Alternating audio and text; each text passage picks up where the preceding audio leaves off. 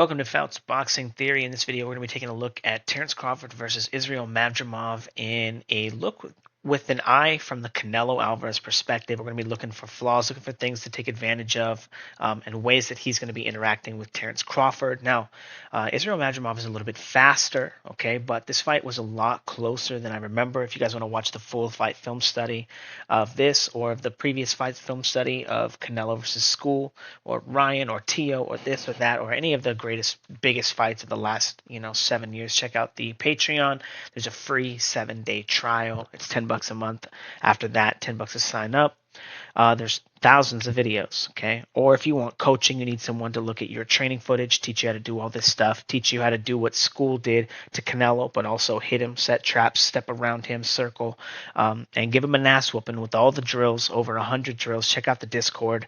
There's over 70 members. Yeah, it's a cool experience, okay? On the Discord, there are also all the film studies as well as additional film studies for the coaching videos for all the students that are post stuff, okay? Anyway, we're going to go ahead and take a look at a little bit of the film study here.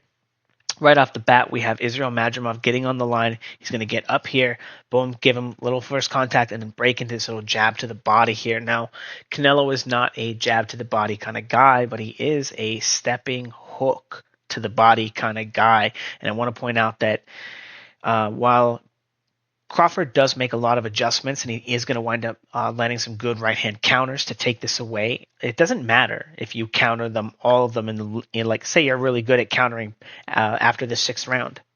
Well, if he knocks you out on the 5th, the 4th, the 3rd, the 2nd, or the 1st round before you establish your counter, then you're not going to establish your counter. It doesn't matter. And Terence Crawford sometimes takes a little bit of time, and it's just a matter of how many times is he going to get hit with this shot, maybe to the liver, before he starts establishing his counter. Because again, we all know that Canelo Alvarez is a puncher. He will always have a puncher's chance.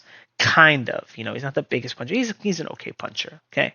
Now, as he's coming forward here, control a little body shot here on Crawford, and then a little bit of post-punch defense here from Israel Madrimov. A few things we want to note from this sequence: feinting before he goes in, right? So he can't always tell what's going on. Crawford looks to control him when he gets into range here, and he winds up doing like a little bit of a pull counter. Now, this is not outside the realm of things that Canelo Alvarez is capable of. Usually it takes him a few rounds to get into a rhythm where he feels comfortable doing this kind of stuff to people's moves. But Terence Crawford is a very patient and measured and controlling fighter. Now, while he does have a little bit of that Williams School step around circle, slick fighter thing, Terence Crawford is going to be in front of you. His style is much more leash based, and he's going to be taking small steps back and circling and stepping around, and not just, I don't want to say dancing and running, because William Skull did do a fair bit of running and didn't take advantage of the fact that he could cross Canelo's line so effortlessly and so often. He didn't throw any punches. That's not the case with Crawford. However, Crawford also doesn't cross the line that often either. He's usually hitting himself in a challenge position where as soon as you approach, he can take a step off, and then he'll look to pick you off at interesting times, which we're going to take a look at. But while this isn't outside the scope of things that Terence Crawford or Canelo Alvarez is capable of, it usually doesn't do it right away, but it is a good body shot. But I do want to point out that he lands, and then take a look at Terence Crawford trying to throw another shot here. Terence Crawford is a really good counterpuncher, and I want to say that he kind of has to be able to defend his line so well, because he doesn't actually block punches super well. Sometimes he pull counters and does stuff like that pretty well, like in the Sean Porter fight. He had some good stuff like that, but we're going to be taking a look at some massive defensive flaws. But more importantly, he's got hands. He's fast, he hits hard, and he's looking to take control of the line after getting hit right there with his right hand. Okay, and William Skull had a lot of success with his right hand when attacking Canelo, who had very, very poor post-punch defense, who would often get stuck on the line. If you guys want to see all that stuff, check out the film study, my second most recent video, obviously if you're watching this one, but the video that right before this one.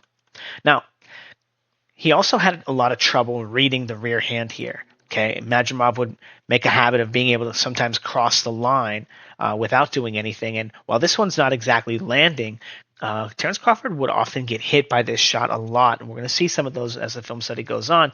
But Canelo Alvarez has more recently been getting on the line with the big right hand into the left hook.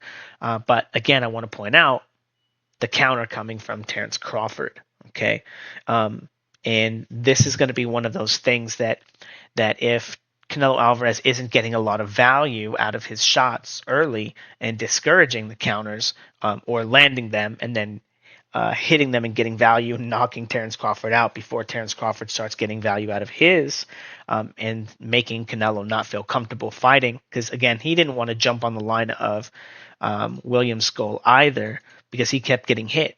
And I think William Skull probably didn't realize, just how small Canelo is. Even though he's a good puncher, he's probably hitting Canelo harder than he probably thought. And, I do suspect that Terence Crawford is going to be hitting Canelo Alvarez harder than we expect as well. Now, this is a really interesting clip here, okay? Because he's going to feint him a couple of times. Let's go back to the beginning of this clip, okay? So Crawford's going to feint him here when he gets on the line, when he takes a step with his front foot, pushes him off the line here, right? Now, Canelo has usually a pretty tight guard. He doesn't usually abandon his position all the time, right? But he has to take a step here with his left leg again to get back on the line, which can be very predictable. But Terence Crawford's so far away now, so he's going to kind of pendulum into this movement here, give Terence Crawford a little feint, and Crawford's going to give up ground and get off the line, abandoning his position. Now, Israel Madrimov taking a back foot, front foot, controls Crawford, and then Crawford controls him and pushes Israel Madrimov off the line. His feet come together here, which is very similar to a pendulum walk, right? If he had just brought his back foot together to his front foot, and now he's taking a step onto the front foot. But after Crawford pushes him off the line here, he looks to attack him on this beat as he tries to get planted before he can get there. Okay, and this is a tactic that Terence Crawford uses quite often. And it's going to be very interesting because, again, like I said earlier, Canelo Alvarez does a lot of pendulum walking. When he's putting pressure on somebody, very often he's going to be bringing his back foot very close to his front foot and then taking a step to the front foot. It's very interesting because he didn't actually look to jump onto the line of William Skull all that often, or time him as he would get to a position to challenge, and he would allow him to get off the line. And that means that Canelo Alvarez is very likely going to be walking around in the pendulum walk, which is going to give this opportunity here to Crawford much more often. Okay, now throwing the shot, parrying the rear hand, very, very dangerous. And now again, he got hit by it before. He kind of got just out of range of it the other time, right? And now in this one, he's got a 3-punch counter for it. And again, the fact that he can just, you never know when he's just going to be touching, he's just going to be jabbing, he's just going to, or he's going to break into a 3-punch combination that, could put you down, could put Kell Brook out, right? Now, we're going to talk about this picture a little bit later. I want you guys to keep just taking quick looks at it and stuff. Now, again, this is really, really bad defense from Terence Crawford. Okay, now I want to point out that against Errol Spence, which again we're going to be watching on Patreon and Discord. Again, I highly recommend you can get a $20 membership to the Discord, and it's monthly, or you can get the 1-year subscription. It winds up being $13 a month.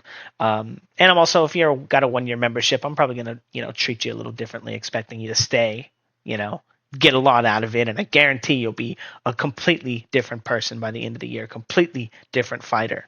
Okay, but we're going to be watching him fight Errol Spence, and he was really messing Errol Spence up when Errol Spence would jump on his line like this. He did a decent job sometimes, now not all the time actually, but his defense here, he's actually just kind of staying up here, keeping his hands up and letting the punch come, and Israel Madrimov finds a place for it right between the guard. Okay, again, Terence Crawford was about to stick out his tongue right there and give him a little bit of a thing, but he makes it right through the guard. And again, Terence Crawford's not blocking that shot. He's just hoping that it's going to land on his guard. Okay, it's not actually good defense. And we're going to, again, right here, not actually good defense, just eating this shot here. Okay, now, jumping on the line, he's also countering with his own shot behind. Okay, you can't really see it, but his glove right now is whacking Madrimov in the head as he tries to counter this position with a right hook.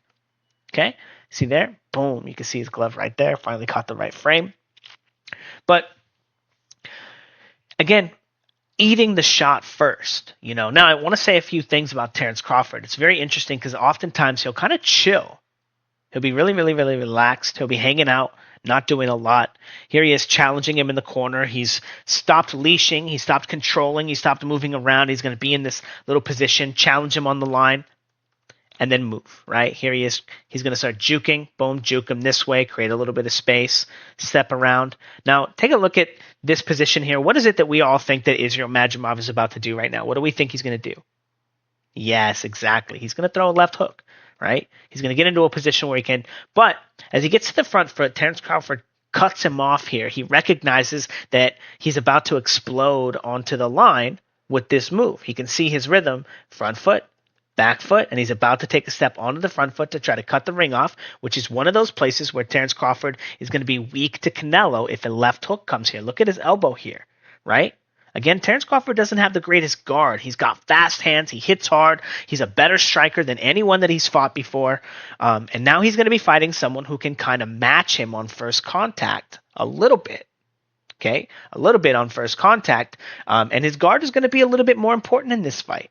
It's going to be more important. However, again, I think after I think he's going to have the advantage on first contact. I don't think he's going to hit as hard on first contact every single time, but he's going to have more averages where he wins first contact. He's going to do more damage on first contact, but the threat level early in the fight is going to be heavily in favor of Canelo. And small little holes like this, and again, we're going to see some. But again, he times him right here, blasts him with this shot. And this shot, it might not look like that much, like that devastating of a shot, but he's really sticking that shot in there, getting a really, really, really good timing on there. And again, his weight is coming in. Again, Canelo comes in with a kind of stepping and leaping kind of movement thing as well. Okay, now, again, controlling a little space here, off the line, getting back onto the line, feinting. Again, Israel Madrimov has a lot of feinting. Throws this shot, and again, Terence Crawford's guard, not that good. In fact, when he kind of gets into this angle, when you see it, the punch come, he kind of moves into an angle at which if the right hand is coming down this way, it kind of can't miss. Right? Look at how many holes there are on that guard, and again, right into it. Why? His guard didn't make any sense. He moved his head right into the shot. Again, that's very, very, very, very dangerous because, again, Canelo, that's one thing about Canelo is that he's going to throw them hands. He's going to let them go. I'll say, as much as Rolly Romero did, right? Again, Rolly's like talking all this shit. He's like, yo, I beat the shit out of Ryan. I fucked him up. It's like, dude. It's no one's gonna give you shit because no one expected you to win and you did the thing, right? But like you didn't fuck him up, dude. You didn't fuck him up. You were one punch away from losing as well, right? Anyway, and like in any of those rounds, right? You were one punch away from losing any of those rounds, right? Goes either way. Right, but really didn't separate himself very much. Now, again, what we want to be taking a look at, jumping on the line, off the line, on the line, and when he gets on the line here, Terence Crawford is controlling him or attacking him, trying to score here, and then also has a follow-up shot. Okay, now, Canelo Alvarez likes to pull straight back. Who do we know in the open stance that pulls straight back? Who's also a very good striker, has, mediocre circling and stepping around, but he's so fast on first contact, Tank Davis, right? You throw a punch at that guy and he makes you miss, he's going to make you pay, and he's going to hit you, right? Why am I talking about Tank Davis? Anyway, whatever. Oh yeah, the 2-1 was very effective against Tank Davis. Right, he pulls straight back. We saw that in multiple fights. Canelo Alvarez is going to be susceptible to the 2-1 and the 2-3, both moves that Terence Crawford is very good at. And again, when we take a look at this, putting pressure on him, then moving off the line. And then again, he did the rhythm step, which is the same timing as pendulum walking onto the line. Terence Crawford's able to get to the right side of the line with this shot and then cross the line with his hook or with his cross and continue following up, right? Again, he's going to be able to find that timing and that angle at almost any time against Canelo Alvarez. Now, this shot again, I do think that Terence Crawford just had a lot of trouble with the rear hand probe, and that was one of the things that made Madrimov so successful. When we look back at Canelo Alvarez versus Skull, Canelo Alvarez didn't have any rear hand probes. He didn't start on the left side of the line with any of his shots. It was all trying to throw the little hook, trying to sneak, trying to cut the ring off, but with the 1-1-2, again, he was very, very deliberate with that, and he couldn't get on the line with the rear hand probe. So when we think about Canelo and we think about comments, Crawford couldn't handle Madrimov, Madrimov won. Well, it's not Canelo versus, or it's not Crawford versus Madrimov 2. It's Crawford versus, or rather, it's Canelo versus Crawford. And Canelo is not a guy who's going to be opening up with his rear hand like this as often, especially without having to blitz into it. Right? I guess he kind of blitzed into this one a little bit. And then Crawford's trying to counter with the cross, but he gets his head again off the line, right? Not having to compete with the left cross with his own lead hand, right? But Canelo Alvarez is not going to be able to do this. He's not going to be able to have this many openings, and that means he's going to get more and more predictable for someone like Terence Crawford.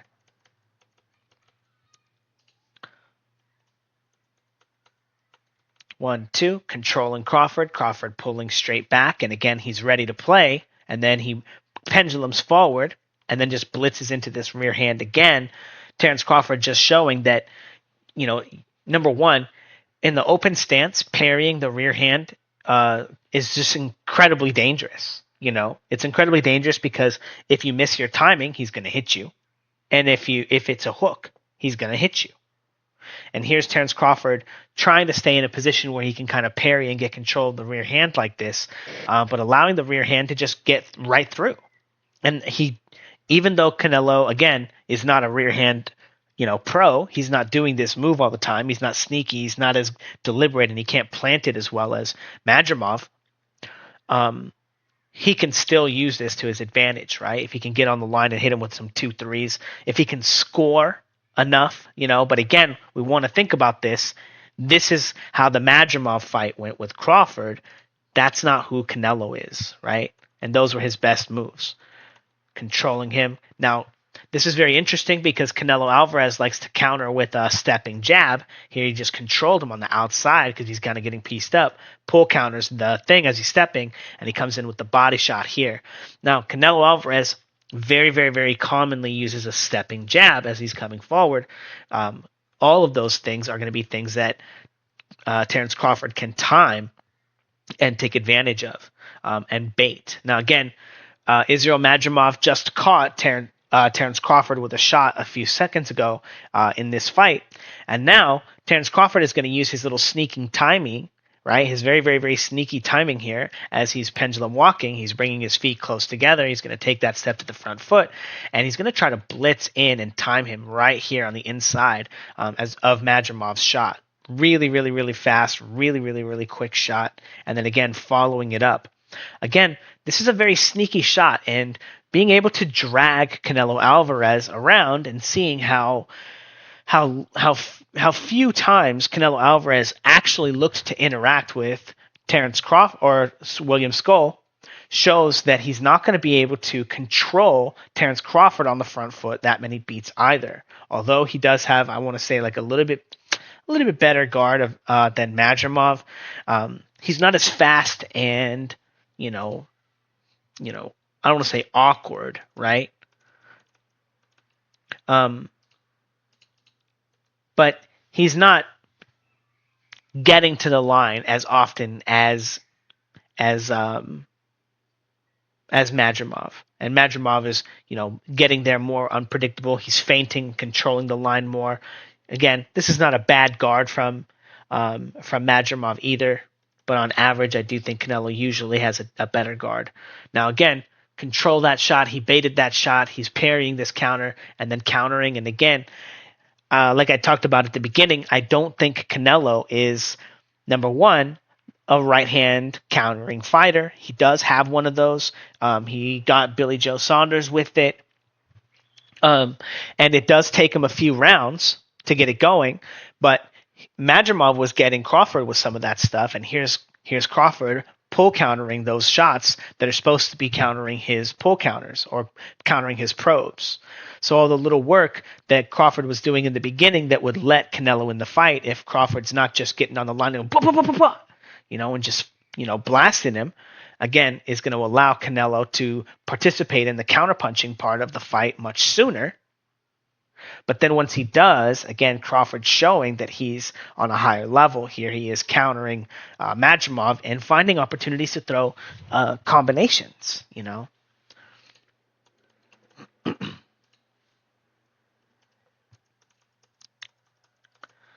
Rear hand probe, breaking into a really good shot, and then into a 2-1. And again, same timing as he makes it to the front foot. Boom, boom. And that was off of a pull counter, right? Madrimov is trying to get under this shot as he approaches and then getting kind of picked off here. Again, very, very, very high level stuff from Terence Crawford. Control him, pulls back, stepping jab, pulls back, boom, whacks him. And again, Crawford has a really great jab. Big hole here too, right? Hit him in the liver, hit him in the head, right, with the left hook. I don't know that Canelo's chasing and continuing his sequences as deep as that. But again, one of the things that I talked about is Crawford loves this game. And if Terence Crawford plays the jab hook, the jab catch game, and instead of throwing jabs, Canelo throws hooks to the body, right? He may be able to score. He may be able to find openings for big shots. Now, again, this is a very, very, very dangerous place to be fighting Crawford because he can knock you out with that shot. We saw what he did to Kell Brook, smacked him silly, right? Now, this is where, again, we get into the very, very, very, very dangerous part of this fight for Terence Crawford, okay? He gave him a couple of little coils, right? Down, up, and then blasted him with this hook, this leaping hook here. And again, Canelo has one of these, right? Canelo usually throws his to the body. He does one to the head too, where he takes a big step and gets lead foot dominance and goes, ooh! If he catches Crawford with this shot, how many times did he have? I mean, here's the thing. You usually got to hit a guy a few times to drop him. And when does Canelo ever hit a guy multiple times in a row? Never. Right? He hits him once, and then they run, and then they run, and then they run. He's like, cool, I got a point. Nice. Hell yeah. Let me rest. Okay. All right. Gonna cut the ring off. Okay. Oh, no, he made it that time. Too much effort. I'm just chilling. Okay. Ooh! And then he'll just jump on the line as soon as he finds an opportunity that the ring gets cut off. Anyway, what am I talking about? Here's Crawford getting smacked by this leaping hook here. Okay. Again, this is going to be a very, very large amount of the very successful offense that that Canelo does have.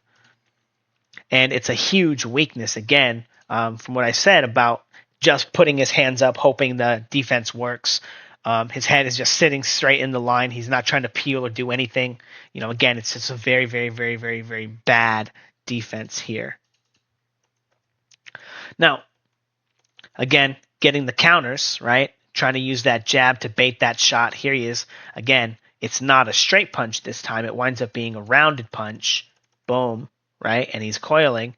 He tries to parry with his lead hand, and it winds up being a rounded shot. He's kind of getting him with the hook again. But, again, I just want to highlight the defensive stuff on Crawford's end. He's usually the best striker, right? Like Errol Spence still whacked him a bunch of times pretty good, even though he didn't hurt him or knock him out. Now, again, same thing, right? His defense, this is not very good defense. He's not blocking this shot very well. He's hoping that it's going to miss, and he's kind of getting whacked on the top. He's coiling like he's going to throw a punch, but I think it disrupted him enough. He doesn't actually wind up throwing that shot at all. Now, getting on the line, again, front foot, pull, bop, whop, whop, whop. Landed a bunch of punches. Again, this is the thing about Terence Crawford, though. This is the wild thing, is he's capable of so much. He's such a beast. Okay? He's such a beast. And here he is, the guy just threw that shot at him, and he's pull countering, right? Boom, boom, boom, right? Throws all these punches so quickly, so powerful, so explosive, and out of nowhere, right? And it's really important to remember that so much of the fight, Crawford's playing with you. He's not trying to knock you out, right? He's just playing. And, I think that that's going to be one of those most important things: feinting, crouching, feinting low, getting low, and then again, getting to that same position, leaping hook. And I want to point out, Terence Crawford was trying to pivot on the front foot, at the front foot here, and then make a big wide angle here as the ring is getting cut off. Whack. Getting hit with a huge hook here. Okay, again, very, very, very bad guard. Very easy to hit him around the guard here in this fight for some reason. Very, very, very easy. But jab, pull, counter, counter. Again, once Crawford gets hit a couple times, okay, Crawford turns up. Once they tell you, hey, Crawford, they got Sean Porter up. They got him up. Oh, time to bust his ass. Jumping on the line with the hook. Again. Okay, again, a huge weakness for Terence Crawford. Pull, boom, boom, boom, boom. Again, a lot of punches. When he predicts everything correctly, very, very, very explosive, right?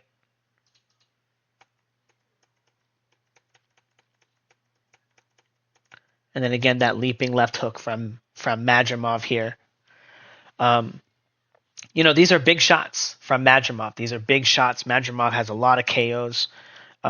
He's a big, he's a strong dude, and Canelo's going to land this shot on Crawford as well.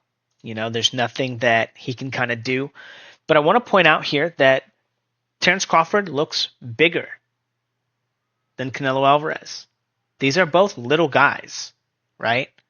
And real quick, there are people talking about like they should fight Benavidez. Like, probably not, right? These guys are both, at the opposite end of the spectrum of weight bullies, right? They're only fighting black belt tests. They're only fighting guys who are bigger than them.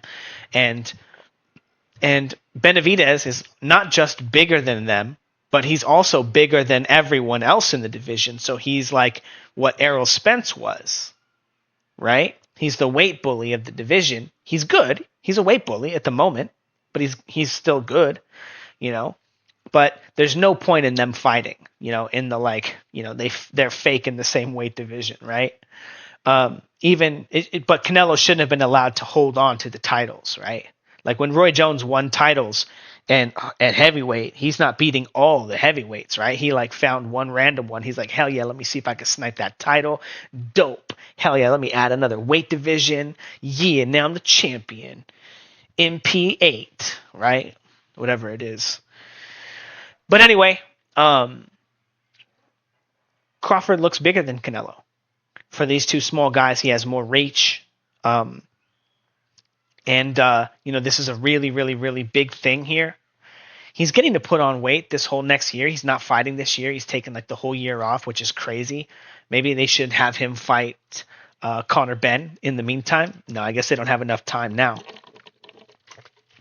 But he doesn't have to cut weight this whole year. He doesn't have to disrupt his thing to come down. He doesn't have to peak and then,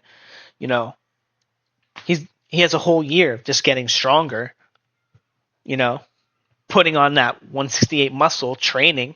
Hopefully he stays fast and snappy and he doesn't do exactly what Ryan Garcia did and just not be very explosive.